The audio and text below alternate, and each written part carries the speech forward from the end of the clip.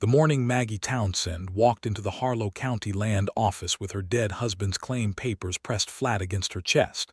She had exactly 11 cents in her coat pocket, and more courage than most men twice her size ever managed to scrape together in a lifetime. Dust hung low over the main street of Caldwell, Kansas, that October morning in 1882, curling up from the wagon ruts in lazy yellow spirals that caught the early light and turned everything the color of old brass.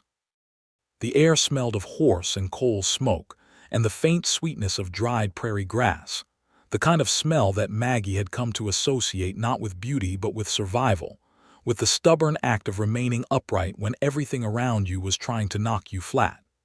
She had buried her husband, James Townsend, just 6 weeks prior, not in grief exactly, because grief was a luxury, but in the hard mechanical way that the frontier demanded.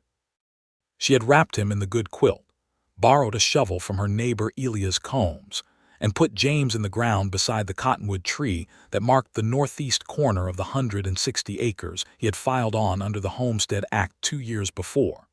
Those 160 acres were everything. They were the promise James had made to her when he had led her out of Missouri with a wagon full of seed corn, and the kind of hopeful foolishness that made young people leave everything they knew. They were the 2 growing seasons of hard work, the well they had dug by hand, the small house of sod and timber that still stood, still held the shape of a life even if the life had gone out of it. And now those 160 acres were what Maggie intended to claim in her own name, as was her right under the law, because James had not yet fully proved up on the homestead before the fever took him, and the land still technically belonged to the government, and she, as the surviving widow, had every legal standing to file and complete the claim herself. She had read the law. She had read it twice, holding the worn pamphlet under the lantern light the night after she buried James, her hands still raw from digging. She had every right. The law said so.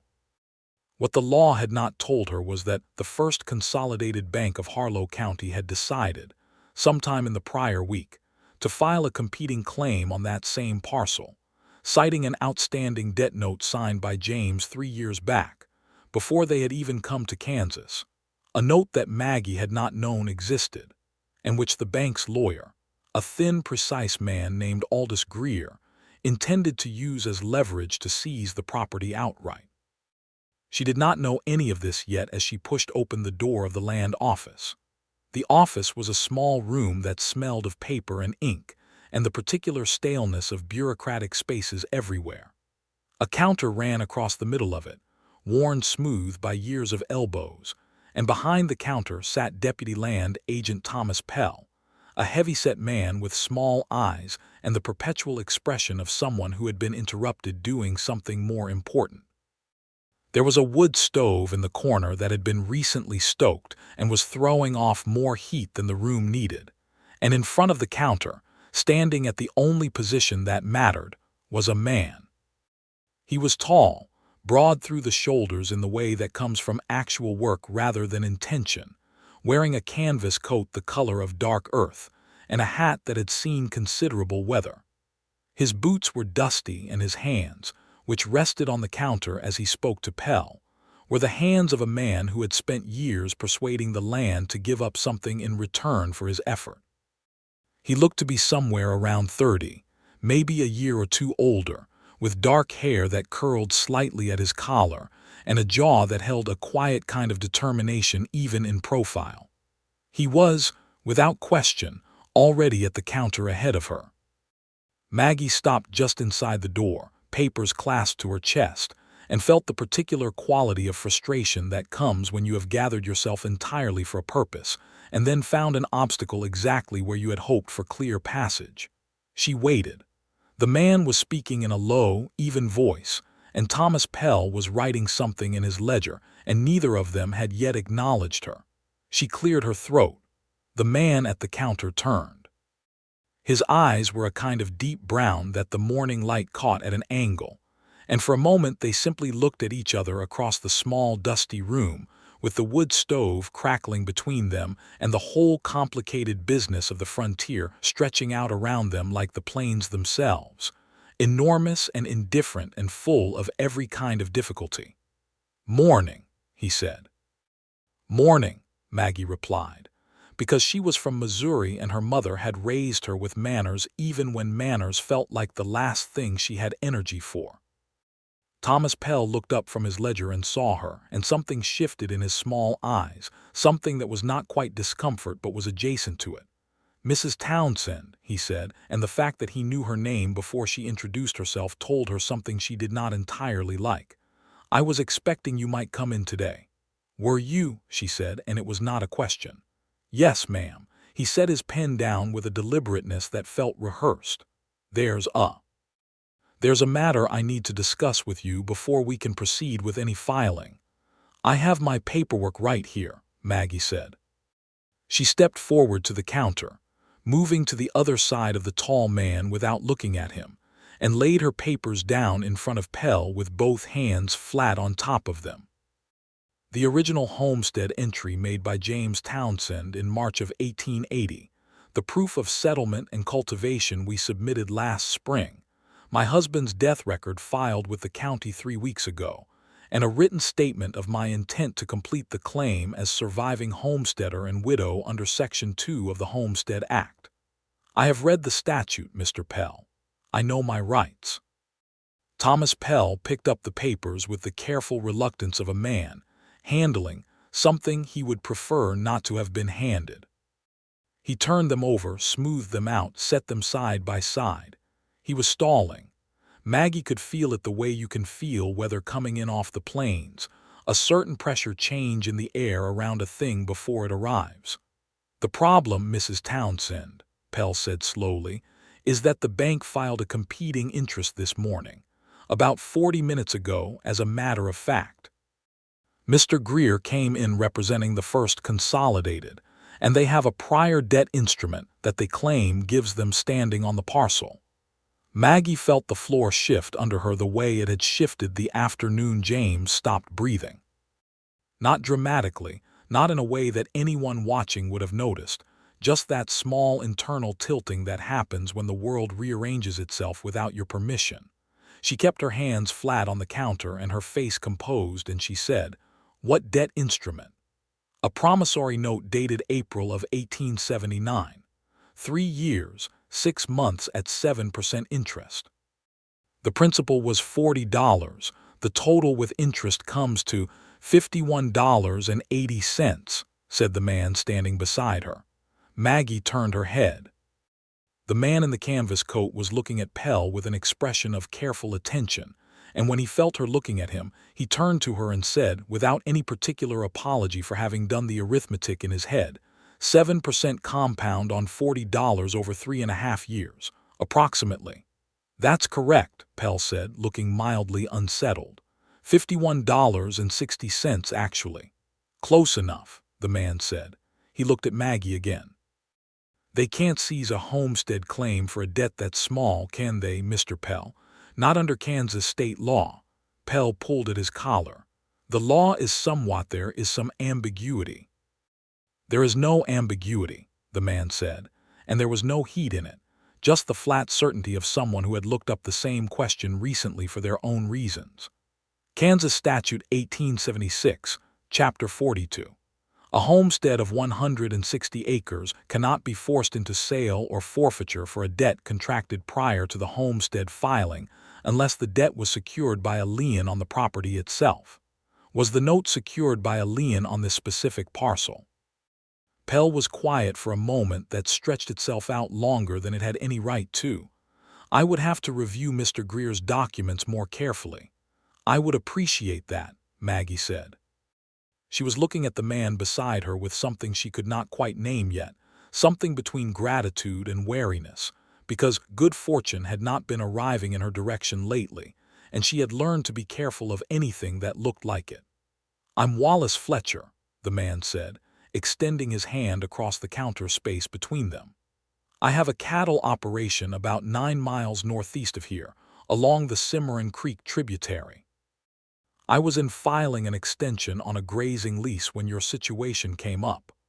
Maggie Townsend took his hand and shook it once, firmly, the way James had always shaken hands, and she said, "Maggie Townsend, that parcel they are trying to steal is my home."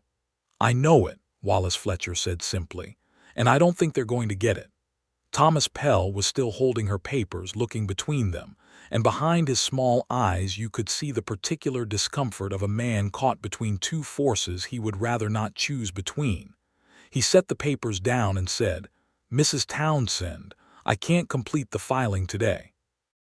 There's a competing claim on the books, and I need to refer this to the county land commissioner before I can process anything further. You'll need to appear before Commissioner Dalton on Friday. Both parties will present their documentation, and he will make a ruling."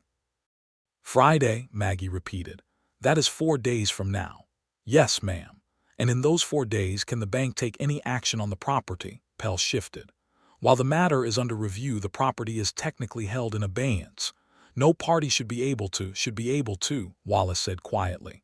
"No party will be able to," Pell corrected himself with visible reluctance.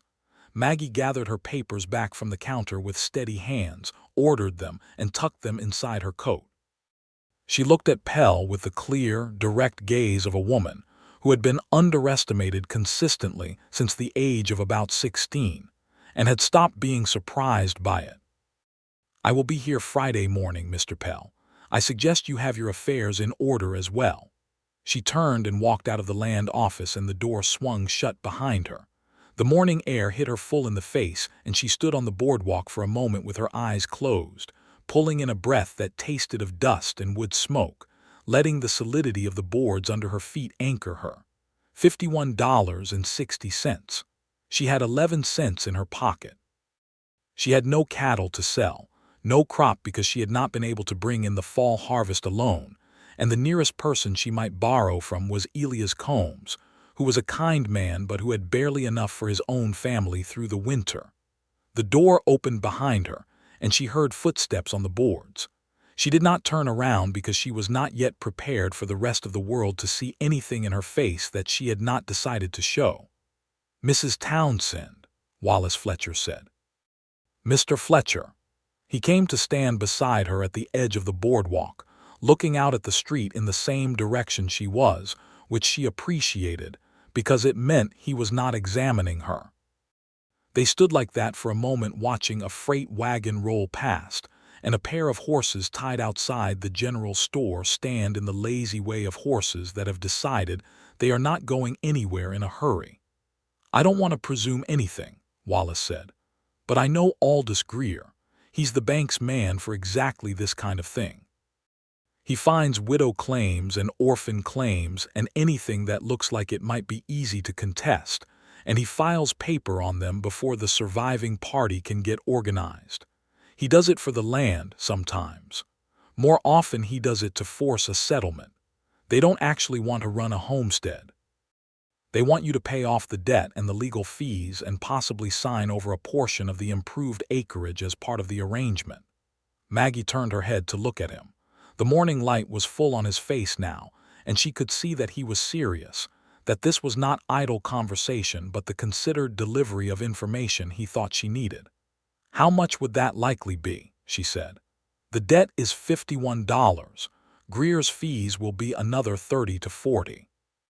They might ask for a cash payment of $60 or $70 plus a strip of the north pasture if you have one, or they might just want the money." "I don't have $60 or $70. "No," he said. "I didn't expect you did. And I am not giving up any part of that land." Her voice was perfectly level, but there was something running beneath it, not anger exactly, but the compressed energy of a woman who has been pushed to the precise edge of what she can afford to endure and has not yet gone over it and does not intend to.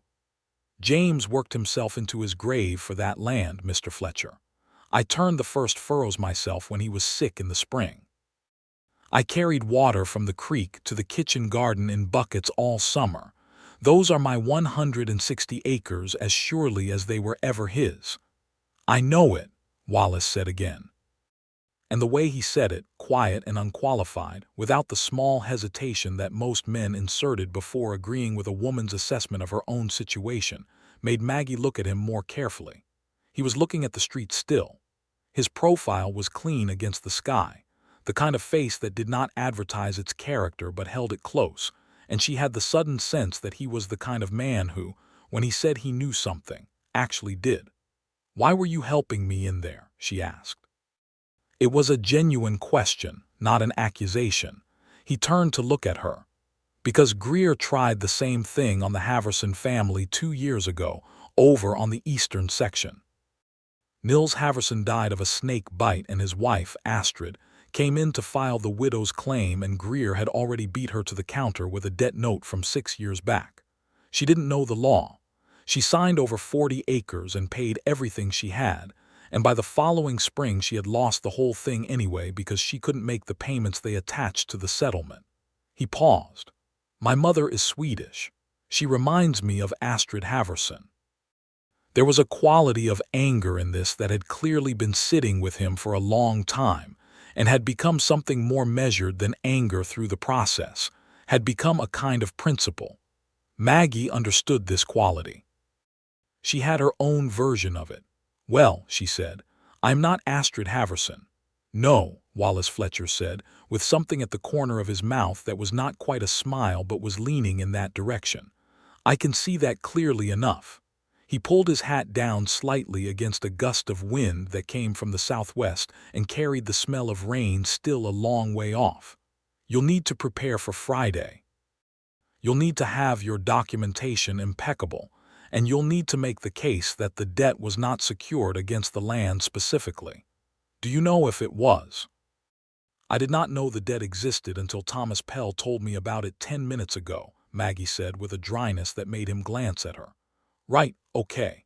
Then we need to see the actual note before Friday. If Greer has it, he'll present it at the hearing, but you have the right to review any document filed against the claim before the commissioner rules on it. You can request it from Pell today in writing." "Can I?" Maggie said slowly. "You can. I'll write the request for you right now if you have paper. Or we can go back inside and do it verbally and make Pell note it in his ledger." "Let's make him note it in his ledger," Maggie said, and Wallace Fletcher did smile then, a brief clean expression that changed his face from merely serious to something considerably warmer, and he pulled the door open and held it, and she walked back through it without hesitation. What followed over the next 4 days was something that Maggie would remember for the rest of her life, not as a courtship, because it was not that, not yet, but as the particular intimacy that comes from working alongside another person towards something that genuinely matters. Wallace rode out to her homestead that afternoon, having insisted on seeing the property so that he could speak to its improvement, should he be needed as a witness at the hearing. He tied his horse to the fence post and stood in the yard looking at the sod house and the kitchen garden and the field where the failed harvest still stood in broken rows, and she watched his face as he looked at it and felt the complicated emotion of having a stranger see the full plainness of your life, all the labor and the difficulty of it laid out in the October light without softening. "You cultivated this yourself," he said. It was not a question. "James was sick a great deal last year. He had a chest weakness that the winter made worse. I did the spring planting and about 2/3 of the cultivation." She paused. "He died before we could bring in the fall harvest. I have been trying to get it in alone, but it has been slow going." Wallace looked at the broken rows of corn for a long moment. Then he said, "I have 2 hands coming off the cattle drive next week who will need work through the winter. I'll send them over to help you bring in what's salvageable." "I can pay them when I have money from the grain," Maggie said immediately. "They'll work for room and board if you have it. They're good men." "I have enough to feed 2 working men," she said with a firmness that made him nod and ask no more about it. He walked the property with her for 2 hours, noting every sign of improvement, every fence post, the well, the root cellar, the small chicken coop that held 8 hens and 1 exceedingly temperamental rooster named Jefferson. He wrote things down in a small leather notebook with a carpenter's pencil, dates she had noted in her household journal, measurements of the cultivated area, the estimated value of the well and the structures. He was methodical and thorough, and he asked her questions in a way that made her feel consulted rather than interrogated. And by the time they came back to the yard in the lowering afternoon light, Maggie had told him more about the past 2 years than she had told anyone since James died.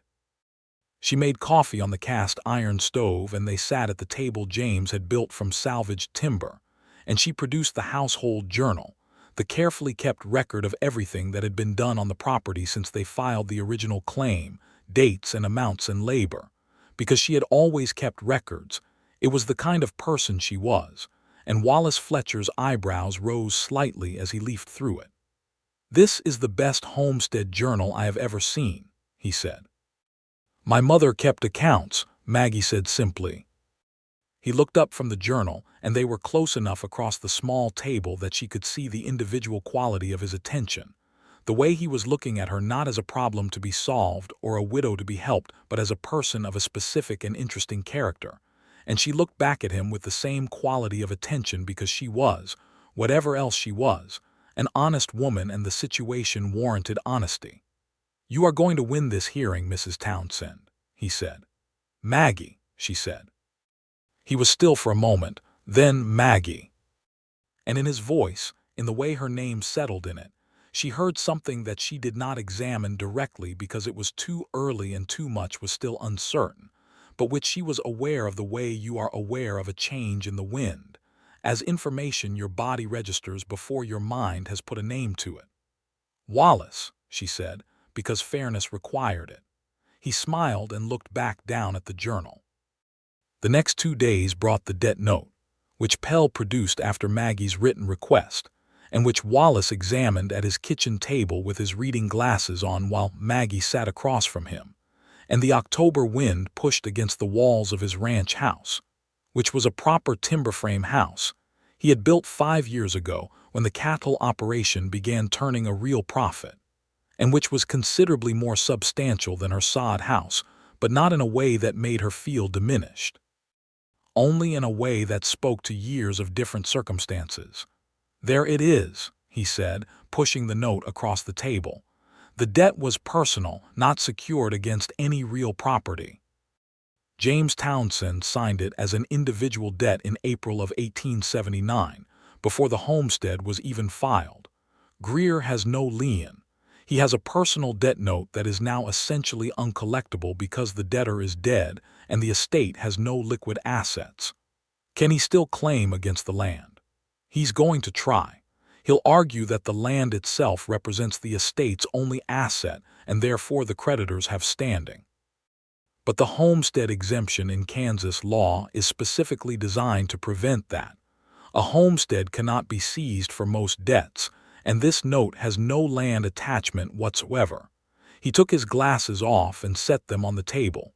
He's going to try to confuse the commissioner. That's his strategy. Make it seem more complicated than it is, make you seem less sure of your position than you actually are, and hope that Dalton takes the path of least resistance. What kind of man is Commissioner Dalton?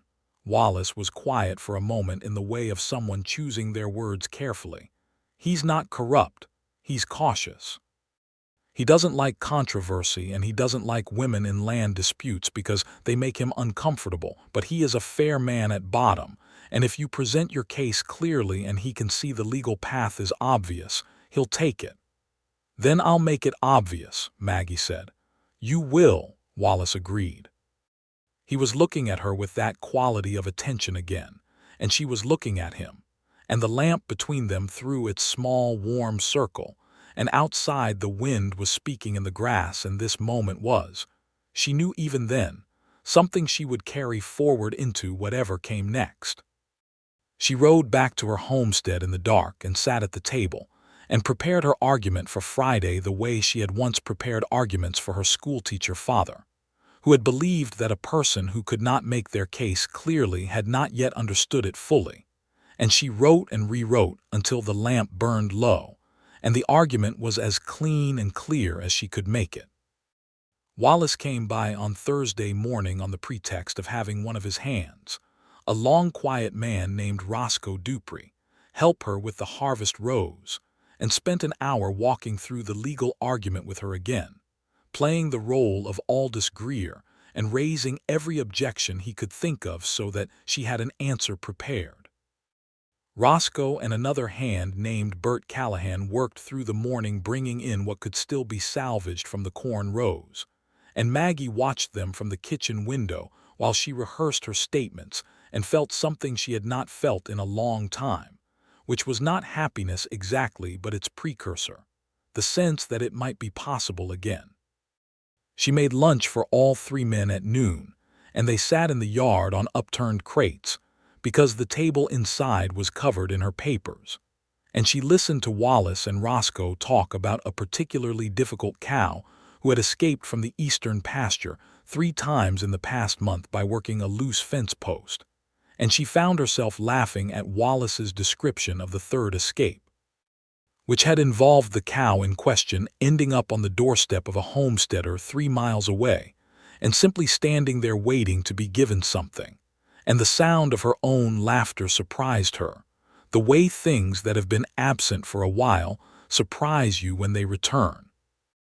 Wallace looked at her when she laughed, and the look on his face was the kind of thing that you could spend considerable time thinking about later and still not resolve into something simple. Friday morning came with a clear sky and a cold that had arrived overnight and settled into the ground and the buildings of Caldwell with serious intent. Maggie rose before dawn, dressed in her best remaining dress, a dark blue wool that James had bought for her in Missouri the autumn before they left, and pinned her hair up with more care than she had taken since the funeral. She put all her papers in order in the satchel James had used for seed catalogs, and she walked out to the yard in the cold dark, and hitched the horse to the small wagon, and drove the 12 miles into town with her jaw set, and the stars still showing in the western sky.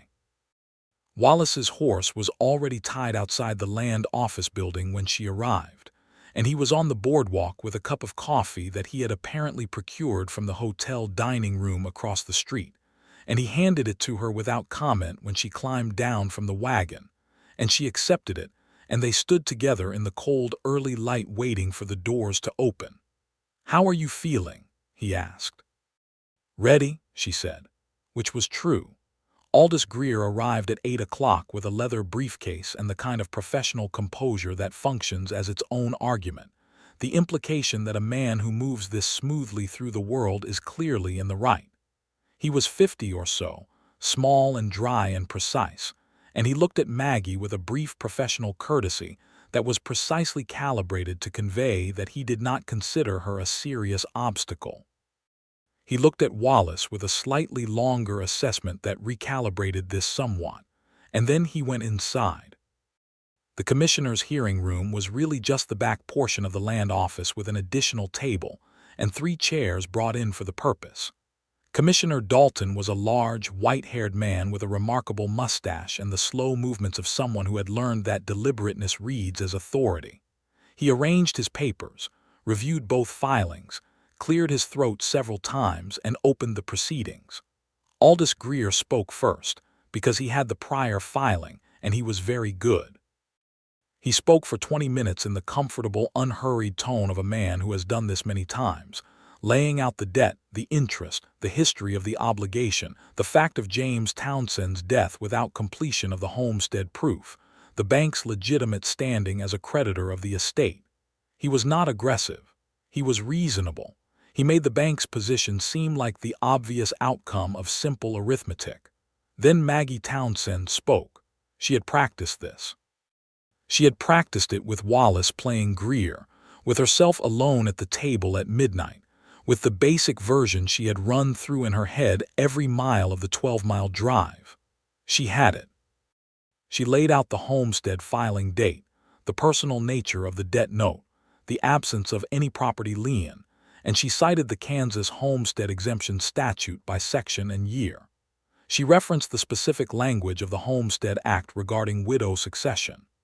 She presented her household journal with its documented record of improvement and cultivation, read out specific entries with dates that established continuous habitation and development of the claim. She was clear. She was specific. She was completely composed. Commissioner Dalton listened with the full weight of his mustache directed at her papers. Greer attempted twice to interrupt, and each time she waited for him to finish, and then continued from exactly where she had left off. When she concluded, she folded her hands in her lap and waited. Dalton looked at the documents. He looked at Greer. He looked at Maggie. He made the slow, deliberate sounds of a large man thinking through a problem that has actually been made fairly simple by the quality of the arguments presented to him. "Mr. Greer," he said, "the debt note you have presented contains no specific lien against the Townsend homestead parcel. It was contracted prior to the homestead filing and makes no reference to any real property in Kansas or otherwise. Is that correct?" Greer said, "The estate's primary asset. Is that correct?" Dalton said again. A pause. "That is correct. And Mrs. Townsend's documentation establishes continuous habitation and improvement of the claim consistent with Homestead Act requirements, and she is filing as surviving widow with direct succession rights under the Act.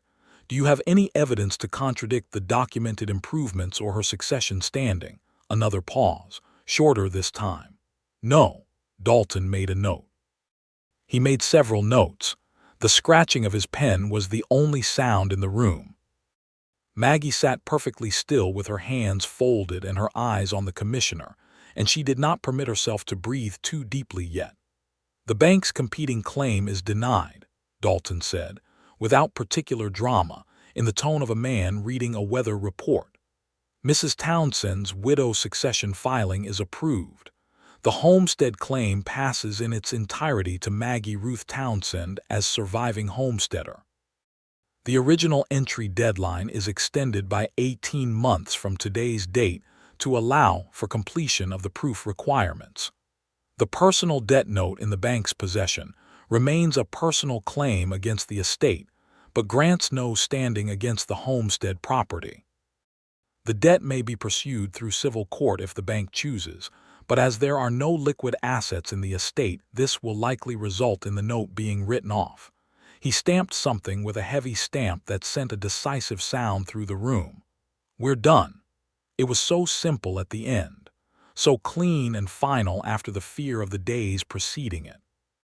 Maggie sat with it for a moment that stretched about 3 seconds longer than necessary before she rose, thanked Commissioner Dalton in a voice that she kept level with some effort, gathered her papers, and walked out into the main room of the land office where Thomas Pell was sitting behind his counter looking like a man who had expected a different outcome and was not sure how to arrange his face around this one. Wallace was in the hallway outside the hearing room door, and she walked directly to him, and he looked at her face and she nodded once, and he put both his hands on her shoulders and said, "Good," with a quiet intensity that she felt all the way through. And then he took his hands away and they walked out together into the cold, bright morning, and she stood on the boardwalk and let herself breathe. "You were remarkable," he said. "I had good preparation," she said. "You had a good argument and you made it yourself." "I only helped you see what you already knew." She looked at him. The morning was brilliant, the sky that particular hard blue of late October in Kansas that looks like something has been cleaned from it. And his face in that light was open in a way she had not seen before, the careful reserve of the past week momentarily aside. "I owe you a great deal, Wallace Fletcher," she said. "You don't owe me anything," he said, "but I would like—" He stopped, started again. "I would like to see how you get on, if that's agreeable." The plainness of it made her want to smile. There was something in this man that dealt in direct propositions, that had apparently decided to apply to the matter of her company the same straightforward approach he applied to everything else, and the effect of this directness was, she had to admit, considerable. "It's agreeable," she said. Aldous Greer came out of the land office behind them, gave them a look of professional displeasure that had nothing personal in it, and walked away down the boardwalk. They watched him go, and there was a shared quality to the watching that felt easy in a way that surprised Maggie with its ease. "Come and have breakfast," Wallace said. "The hotel does a good one." She thought about her 11 cents. "My doing," he said, reading this without needing to be told. She was going to refuse out of habit, and then she decided not to. "All right," she said. "Breakfast." They crossed the street, and the cold air moved around them, and the town of Caldwell went about its business in the way of small frontier towns. The blacksmith's ring coming from the far end of the street. A dog barking at the freight wagon. Two women in their winter coats talking outside the dry goods store, and watching Maggie and Wallace with the particular interested attention of women in a small town watching something that might become a story. Maggie noticed them noticing and felt the small warmth of it, which surprised her, because she had not felt that particular warmth in quite some time, the warmth of being a person about whom there might be something to notice. The weeks that followed were busy ones. Roscoe and Bert finished the harvest salvage and brought in enough that Maggie could sell a portion at the grain merchants and come away with real money for the first time since before James got sick. It was not a great sum, but it was enough to buy what she needed for the winter and have something set aside. And standing in the grain merchants with coins in her hand, actual money that represented actual work she had done, was one of the better moments of the year. Wallace came by with regularity. He came on legitimate pretexts at first, the two hands needing her to sign off on their work, a question about the fence along the south quarter where his grazing lease abutted her property, a seed catalog he thought she might find useful for planning next year's crops. The pretexts became thinner as the weeks passed and then stopped being pretexts at all and became simply visits, which they both acknowledged as such without making a ceremony of it. He would come in the late afternoon when the work was done, and she would have coffee ready, and they would sit at the table and talk. They talked about everything, about Kansas and what they each made of it, the beauty and the difficulty of the plains, the way the sky did things here that sky did not do in other places, about their histories. Wallace had come from Illinois at 23 with a small inheritance from an uncle and enough cattle sense to build on, and he had been here for 7 years and had built something solid. His parents were back in Illinois, his mother Swedish as he had mentioned, his father a German immigrant who had anglicized Fletcher from something considerably harder for American tongues to manage. He had a sister who had married a merchant in Springfield and was apparently doing very well. Maggie had grown up in Missouri, the daughter of a school teacher, and a woman who had kept the accounts for half the merchants in their county. She had been educated in the way that a school teacher's daughter gets educated, which was more thoroughly than most, and she had married James Townsend at 22, a good man who had the kind of optimism that made the world go but who had not been. She could admit now with the perspective that time and necessity provide, as practical as the frontier required. They had been happy, she and James, in the particular way of young people who are happy before they discover the full weight of what they have taken on. She did not speak ill of him to Wallace, because she had loved him and he had died young, and deserved the uncomplicated version of his memory.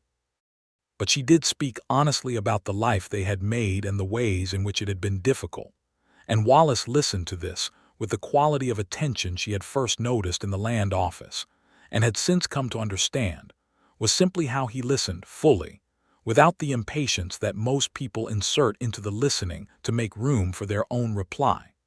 She found herself looking forward to the afternoon visits with an intensity that alarmed her slightly in her more honest moments. It had not been 6 months since James died. She was a practical woman, and practically speaking she knew that the frontier was not an environment that permitted extended mourning, that women in her position frequently needed to remarry within a year for economic if nothing else, and she had never been the kind of person to dress necessity up as something more complicated than it was. But this was not necessity. This was something she was choosing freely, because when Wallace Fletcher was in her kitchen the quality of the air in it changed, became something she did not want to go back from. November moved through and December came with weather. They had 3 days of a storm that dropped snow across the plains with the serious intent of someone who has been planning this for months. And Maggie dug out her sod house with a flat shovel and got the animals fed and warm and herself fed and warm, and felt a particular kind of pride in this that she thought James would have appreciated. On the 4th day after the storm, Wallace rode over through the drifts to make sure she was alive, which she found both touching and slightly amusing because she had, in fact, been perfectly fine. He arrived at her door covered in snow, and she stood in the doorway and said, "I am alive." "I can see that," he said, and the relief in his face before his expression could arrange itself into something more dignified was the most eloquent thing she had yet seen from him. She let him in and gave him coffee, and he sat across from her in the snow-bright afternoon light, and she said, "Were you worried?" "Considerably," he said, without pretending otherwise. This simple honesty was one of the things she kept coming back to about him. He did not manage himself in her presence the way men often manage themselves around women, with a performance of a certain kind of strength that required the concealment of any evidence to the contrary.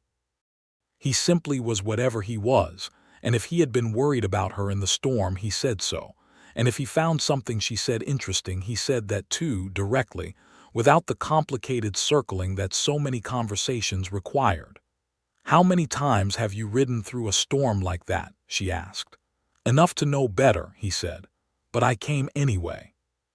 She looked at him across the coffee cups and the small table, and the question that had been building between them for weeks was right there in the room, obvious as weather. She had been thinking about it with the part of her mind that was always working through things in parallel to the surface business of living, turning it over, examining it from different angles. "Wallace," she said. "Maggie," he said at the same moment. They were both quiet. Then both almost laughed, which broke some quality of tension in the air and left behind something easier. "You first," she said. He set down his cup. He had taken his coat off, and his hat was on the peg by the door, and he was here, fully present in her kitchen in a way that was becoming familiar to her in the deep way that only repeated presence achieves. "I have been thinking," he said carefully, "about asking you something, and I have also been thinking that it has not been long enough yet and that you are still in the middle of things, and possibly the last thing you need is another thing to navigate. And yet you are thinking about asking," she said. "And yet," she looked at her hands, which were wrapped around her coffee cup. Good hands, rough from work, not the hands of a woman who had spent her life being decorative. She looked back up at him. "The land is mine now," she said. "The hearing is settled, the bank's claim is gone, the harvest is in. My debts are paid, and I have enough for the winter, and next spring I will plant the whole south field and likely bring in twice what James planned. I am not in the middle of a crisis, Wallace. I am in the beginning of something." He looked at her with the full quality of his attention, and she looked back and let him look. "I would like to come courting," he said, "properly, if you're willing." "I am," she said. "I am willing." There was a stillness in the room after this that felt like something settling into its right place. A door closing on one thing, and the quiet that exists before the next thing begins, which was not silence but the full, alive quality of a moment that carries its own weight. They talked for 2 more hours that afternoon, the storm-bright light changing angle in the window and the coffee going cold, and neither of them particularly noticing. And when he finally rose to go back through the snow, she walked with him to the door, and he put his hat on and looked at her. And she looked at him, and the distance between them was small enough that the decision of what to do about it was right there available to be made. He reached over and took her hand, just her hand, and held it for a moment with both of his, and then he put his hat on properly and went out into the white afternoon, and she watched his horse carry him away through the drifts until the cold made her close the door. She stood with her back against the door in her small, warm house and permitted herself, briefly, to feel everything she had been keeping carefully managed since she first turned around in the land office and found him looking at her. And the sum of it was large and bright, and exactly as alarming as she had suspected. The winter passed, and the courting happened in the proper way. which in frontier Kansas in the winter of 1882 meant visits in church when the weather permitted, and the particular social acknowledgement of a small community that functions as its own kind of ratification. The women of the county noticed and discussed, and on balance approved, because Wallace Fletcher was known as a solid man, and Maggie Townsend was known as a capable woman, and the matching of solid with capable was a kind that the frontier tended to view with favor. There was one afternoon in January when Maggie's nearest neighbor, Clara Bates, came by with her husband Roy, and they all sat in the kitchen together. And Roy, who was a forthright man with no patience for indirection, said to Wallace, "You plan to marry her or just hover around being useful?" And Maggie nearly choked on her coffee, and Wallace looked at Roy with an expression of calm assessment and said, "I plan to ask her properly in the spring when the ground thaws and things look the way they should for that kind of question," which was the most romantic thing anyone had yet said in Roy Bates's kitchen. And Clara looked at her husband with a pointed expression, and Roy said, "Right, well. Good then," and the subject was moved on from. Wallace told her about it the next time he came alone, and they were both laughing at Roy's bluntness by the end of the telling, and laughter was its own kind of intimacy, she had discovered, possibly more so than the grander gestures. February brought with it more weather, and the particular darkness of the plains winter that is not just cold but a quality of distance that makes everything feel far from everything else. And Maggie found that the visits were not just pleasant but necessary in some fundamental way that she no longer felt like defending against. She had not been a person who needed people, particularly. She had always been sufficient to herself, had always preferred the interior world of her own thinking to most social occasions. But the specific presence of Wallace Fletcher was different from other social occasions. It did not drain her the way most company did. It refilled something. She told him this one evening in February when the lamp was burning low, and they had talked through most of the practical subjects and arrived at the less practical ones. And he was quiet for a moment in the way. He was always quiet when something touched him. And then he said, "You refill something in me as well, Maggie," with the plainness that was so completely characteristic of him that it arrived with the full force of a much more elaborate declaration.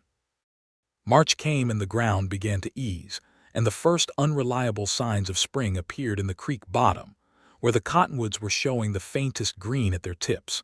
And Wallace came by one afternoon with the new seed catalog, and a bunch of wild plum blossoms that he had found on the south slope where the snow had pulled back first. The small, tough kind that bloomed almost before they should because the frontier did not wait for ideal conditions. And he gave them to her without ceremony, and she put them in a tin cup on the table and looked at them and then looked at him. They were standing in the yard in the pale March afternoon, the smell of mud and new grass and the far-off rain that was probably 2 days out, and he said, "Maggie, I would like you to marry me. I am asking plainly because that is how I am, and I know you prefer plain things to complicated ones. I have a house that has too much room in it and land that wants someone who knows how to look at it the way you look at yours, and I have come to regard your company as the thing I look forward to most in any given day, which is a fact I am not interested in navigating around anymore." He stopped. "That is the best I have." Maggie looked at him in the pale spring light and thought about the woman she had been 6 months ago, standing on the boardwalk in Caldwell with 11 cents in papers pressed to her chest, and the whole precarious business of her life balanced on whether a bureaucrat in a small office would read a statute correctly. She thought about what she had made of herself in that time and after it, the harvest brought in and the money put by and the south field planned for spring planting and the homestead proof well on its way to completion. She had not come through all of that to need saving. She knew that, and so did he. But needing and wanting were different things entirely. "Yes," she said. "I will marry you, Wallace Fletcher. That is my plain answer to your plain question." He reached for her hand the way he had in the doorway the day after the storm, And then he changed his mind and instead put both arms around her and she let him. She stepped into it rather than waiting to be brought. And they stood in the spring mud of her homestead yard with the plum blossoms on the table inside, and the distant smell of rain coming, and she felt the solid realness of him, the warmth and weight of a person who had chosen her, and whom she had chosen. And the whole wide sky of Kansas was overhead with its impossible acreage, and not a single thing about the future was certain, except that she intended to face it this way.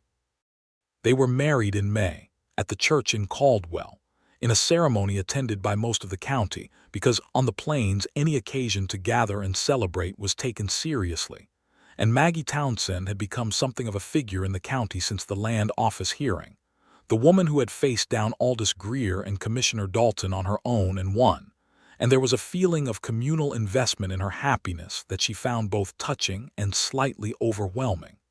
Clara Bates stood with her. Roscoe Dupree and Bert Callahan sat in the second row in their good shirts. Roy Bates wiped his eyes and then looked aggressively at the wall when Clara caught him doing it. Thomas Pell sat at the back and seemed genuinely pleased, which was more than Maggie had expected from him.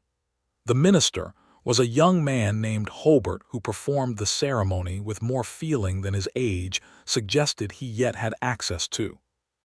Maggie wore her dark blue wool dress, the one James had bought for her in Missouri, because it was the best she had, and because she was not a woman who put sentiment aside for the sake of appearances, and because James had loved her and brought her to this land, and she owed him the fact of her presence here, even as she moved forward into a life he was not part of. She thought this, standing at the altar next to Wallace, and felt it to be true without sadness, which was a kind of resolution she had not expected to arrive at and was grateful for. Wallace said his vows without looking away from her, which was the whole of his vows in some sense, that quality of full presence that he had offered her from the first, and which she trusted completely by now. She said hers with the same quality, clear and direct and meant entirely. After, there was a gathering at the church hall with food that half the county had contributed, and a fiddle player named Old Thomas who played everything at approximately the same tempo but with considerable enthusiasm, and people danced in the way of people who have been indoors through a hard winter and are newly glad of spring, which is to say without great skill but with commitment. Wallace danced with her twice, and the second time, when the fiddle had slowed to something Old Thomas apparently believed was a waltz, Wallace held her closer than was strictly necessary, and she let him because they were married and the day was fine, and she felt the particular lightness of a person who has come through something difficult and landed somewhere better than they had dared to plan for. Aldous Greer was not in attendance. This was noted and appreciated by several people. They merged the operations. Wallace's ranch house became their home, solid timber frame with enough rooms to grow into, and Maggie brought her household journal and her cast iron stove and Jefferson the rooster, who took an immediate dislike to the larger ranch chickens and spent his first 2 weeks establishing a social order that satisfied only himself. The homestead land became part of the combined holding, the sod house used for storage, the well-maintained because you never wasted a good well, the south field planted in June with the full complement of seed she had planned since March. She made the house her own in the way that you make a place your own, which is not by displacing what was there, but by adding yourself to it. And Wallace watched this process with a pleasure that he did not conceal, the small adjustments and additions, her books on the shelf beside his, her mother's embroidered piece on the kitchen wall, the kitchen garden she established on the south side of the house where the light was best. Planted with herbs and vegetables and 2 rose cuttings she had been cultivating in tin cans since the previous summer. They worked well together in the practical sense, which is not a small thing. They had compatible rhythms, compatible standards, and the particular mutual respect of 2 people who are each genuinely good at what they do. Maggie had always had strong opinions about how things ought to be run, and had spent her first marriage in a situation where those opinions outpaced the authority she was given to act on them, and the difference of living with Wallace, who consulted her on every decision of consequence, and then actually took her views into account rather than performing the consultation and proceeding as intended, was something she appreciated freshly on what felt like a daily basis. He appreciated her accounts. Her mother's accounting mind had come fully to Maggie, and she took over the financial records of the operation with a competence that visibly relieved him, because Wallace was excellent at the land and cattle work, and less excellent at the columns of figures that a profitable operation required keeping straight. She organized the accounts, identified 3 places where they were being overcharged by suppliers, and renegotiated 2 contracts before summer was out, which netted them a meaningful improvement in the annual margin. "You should have been running a business," Wallace said one evening in September, looking over the accounts she had put before him, the numbers clean and clear, and the comparison to the previous year laid out so that the improvement was immediately visible. "I am running a business," Maggie said pleasantly. He looked at her over the papers and said, "This is true," in a tone that contained considerable satisfaction. The summer was a good one.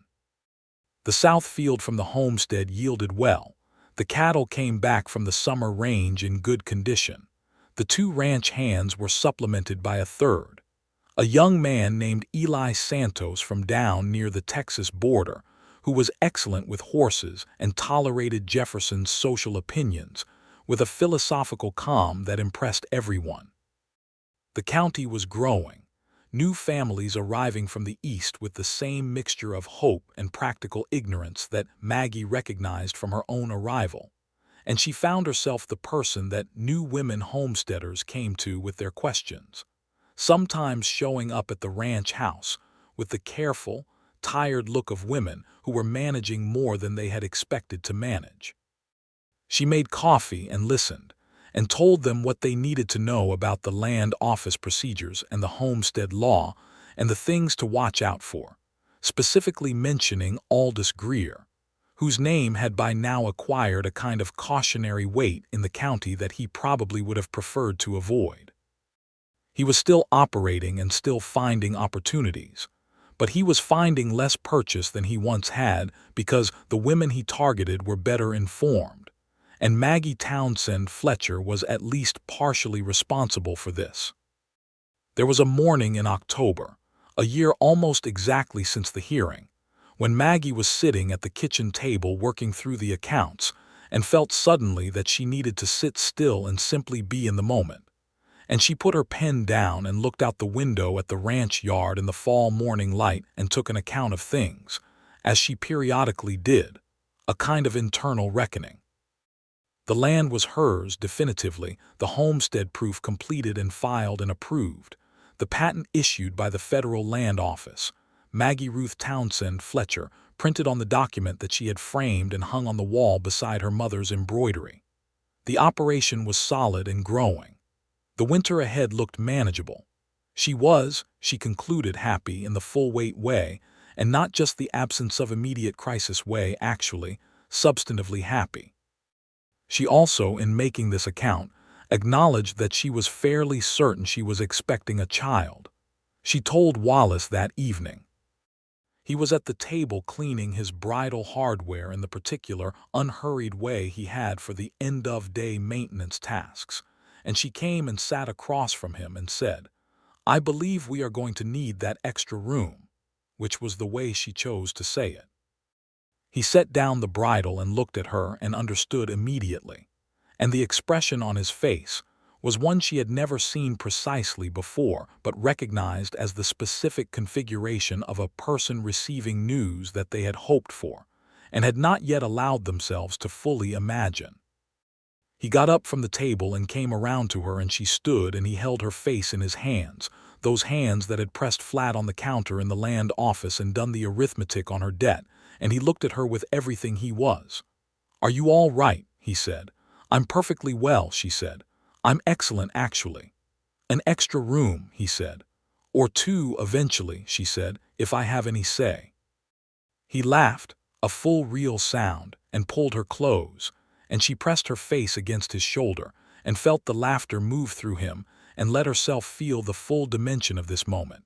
Standing in their kitchen in the October evening with the lamp burning and the sound of the horses in the barn and the whole solid fact of a life built correctly. The winter of 1883 was cold but manageable. Eli Santos turned out to have carpentry skills alongside his horse sense, and he built the extra room off the east side of the house in November, before the hard weather locked in, a proper room with a real window and a board floor, and Maggie planted 2 more of the rose cuttings in tin cans to put by the window when spring came. She continued the accounts through the winter, and continued the consultations with new homesteader women, and continued the habit of looking out the kitchen window in the morning at the ranch yard, with the particular quality of attention that comes from knowing that what you are looking at is actually yours. Her neighbor Clara Bates was a regular visitor through the winter, keeping her company on the long afternoons when the weather drove everyone inside, and Roy Bates shoveled out the path between their places after every storm without being asked, which was the way Roy expressed regard for people, through the direct application of a shovel rather than anything so complicated as words. Roscoe Dupree, who was by now something like family, built a cradle from red cedar during the January evenings in the bunkhouse, and presented it to them in February with the bashful ceremony of a man who has made something good and is not entirely sure how to hand it over. Maggie accepted it with the sincere gratitude it deserved and put it in the new room under the window. In March of 1884, when the cottonwoods were showing their first pale green again, and the plum bushes on the south slope were doing their premature brave flowering, their son was born. Wallace was there through all of it, which was not always done but which he had made clear he intended to do, because he was that kind of man. Clara Bates assisted with the practical aspects of the birth, and her presence and competence made the whole proceeding feel possible in the way that women's knowledge passed between women has always made impossible things possible on the frontier. The baby was healthy and strong, with Wallace's dark hair and Maggie's particular quality of direct assessment in his expression from the first days, a look that seemed to be examining everything presented to it and forming opinions. They named him James Wallace Fletcher, the James for Maggie's first husband and the Wallace for his father, and this pleased Maggie in a way she found difficult to explain, except that it felt like the right accommodation of the different chapters of her life. Not a conflict between them, but a recognition that one had made the other possible. James Wallace Fletcher, called Jamie almost immediately, was a vigorous infant with strong opinions about his sleeping schedule and an early and pronounced interest in the horses. By the time he was 6 months old, Roscoe Dupree was convinced he was going to be the best horseman in the county, on the basis of the intentness with which the baby watched the horses through the window when Roscoe brought them by. The homestead proof had been completed and approved during this period, the full 5-year requirement satisfied, and the patent issued, and the day the patent arrived in the post from the General Land Office in Washington City, Maggie sat with it at the kitchen table and read her name on it 3 times. Maggie Ruth Townsend Fletcher, 160 acres in Harlow County, Kansas. She thought about the morning she had walked into the land office with 11 cents, and her papers pressed to her chest, and a man already at the counter ahead of her. And she thought about all the things that had pivoted on that morning, the hearing and the winter, and the spring and the question in the yard, and the ceremony in May, and the room on the east side of the house, and Jamie in his cedar cradle under the window. And it seemed to her that life was made of exactly these kinds of mornings. The ones where everything is in the balance, and you do not know yet which way it is going to fall. She was still sitting with the patent when Wallace came in from the barn and found her. He looked at her face and at the document and said nothing for a moment, just stood in the doorway taking it in. "We ought to frame it," he said. "We ought to," she agreed. "Put it next to the other one." "Right next to it," she said. He came to the table and sat beside her, not across but beside, and they looked at the pat together in the afternoon light, and Jamie made a sound from the back room that was his particular noise for wanting to be part of whatever was happening. And Maggie smiled, and Wallace put his arm around her shoulders, and she leaned into him and felt the full, warm, solid weight of everything they had made. The years that followed built on themselves in the way of good things, one solid year upon the next. The ranch grew as the cattle operation expanded. A second crew of hands brought on during the busy seasons.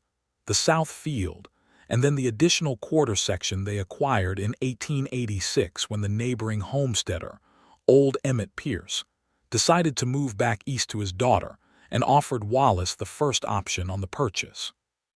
Maggie ran the accounts and managed the household and continued her work with the new settler women, which had evolved from individual consultations into something closer to a formal resource when the county commissioner, a different one from Dalton who had retired, asked her to serve on a new settlers advisory committee, and she accepted. Wallace watched all of this with the quiet, consistent pride of a man who had known from the beginning exactly what he had in the woman he had chosen, and who took no credit for it but was glad of it daily. Their second child came in 1886, a daughter they named Clara Rose Fletcher, the Clara for their neighbor and friend, and the Rose for the climbing roses that had finally established themselves on the east wall of the house and were coming in fiercely now every June, the kind of growth that rewards patient tending. Clara Rose was born with her mother's gray eyes and an early talent for talking that impressed everyone and alarmed the rooster Jefferson, who was ancient by this point and had been awarded a nominal retirement that he was ignoring in favor of continuing to run the chicken yard with an iron beak. Jamie, who was 2 when his sister arrived, regarded her with a wariness that softened within the week into something that would become, over the years, a fierce older brother attachment that would cause him to take several positions he did not entirely believe in simply because she needed defending. This was observed and noted by both his parents and considered, on balance, a good sign. In the fall of 1887, Maggie stood in the field on a warm October afternoon, with the harvest coming in around her, watching Roscoe and Eli and the newer hands work the rows with Jamie toddling at the edge of it, and Clara Rose on her hip, and thought about an October 5 years prior when she had stood in this same field alone, and the harvest was failing, and she had had 11 cents in her pocket and an 11-mile drive to a land office and a hearing to survive. Wallace came to stand beside her the way he always did, arriving with the quiet quality of someone who has been doing things and is now done with them and has come back to where he wanted to be. He looked out at the field and the hands and the children and the wide Kansas sky doing its October thing, the light going long and amber across everything. "Good harvest," he said. "Very good," she agreed. "Better than last year." "The south field was always going to come back once it was properly managed," she said, and there was a note in this that they both heard, the thread back through time to the claim and the hearing and the beginning of things. He put his arm around her, and she shifted Clara Rose to her other hip and leaned against him, the warm, familiar solidness of him, and Jamie came to grab at her skirt and demand to know what they were looking at.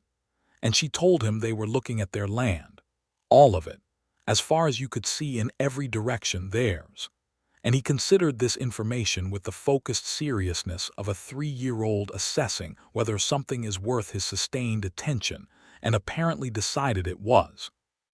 Because he stood there with them for a full minute looking out at it with an expression that Maggie recognized as the Fletcher look, the one that meant he was thinking carefully about something real.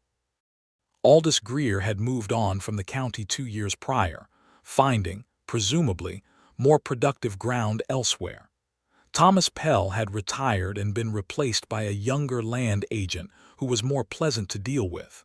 Commissioner Dalton had moved to his daughter's place in Topeka.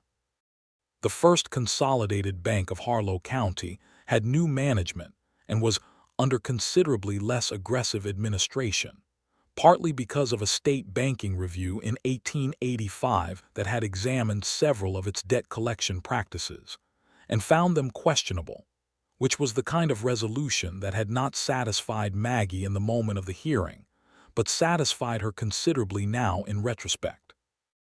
Elias Combs, who had lent her the shovel to bury James, had proved up his own claim and built a decent small house and was doing well enough, and she sent him a ham at Christmas every year because some debts are paid in a particular currency, and that one was hers to pay. Clara Bates and Roy remained their nearest neighbors and closest friends, the four of them making up the kind of informal family unit that the frontier generated in place of the extended families most people had left behind.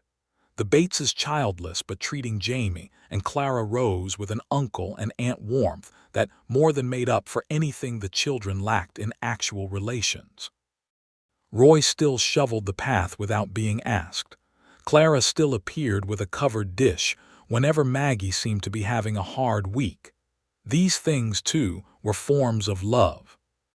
There was an evening in the autumn of 1887 when the children were in bed, and the house was quiet, and Wallace and Maggie sat at the kitchen table with the accounts between them, though the accounts were not being looked at, had been pushed aside in favor of the wine that Wallace had acquired from a merchant in Caldwell, who had acquired it from somewhere that had made it better than it had any right to be in the middle of Kansas.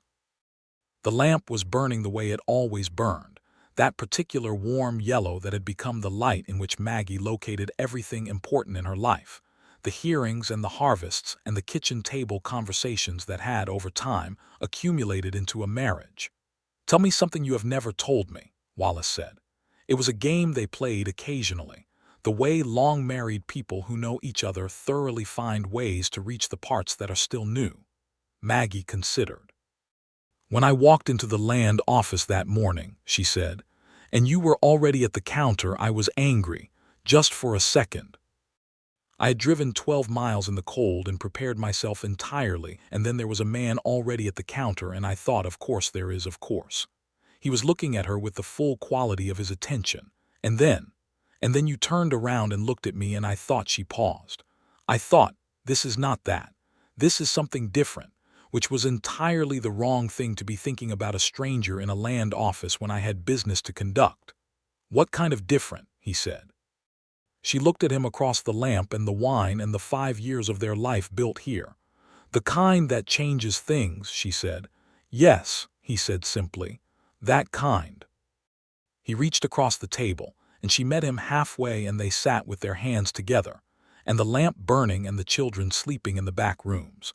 Clara Rose in the cedar cradle room that was hers now, Jamie in the room that had been built for the first child, and was now barely big enough to hold his collection of horse-related objects, and the books he was already working through at a rate that suggested Maggie's father's reading inheritance had skipped a generation and landed with full force.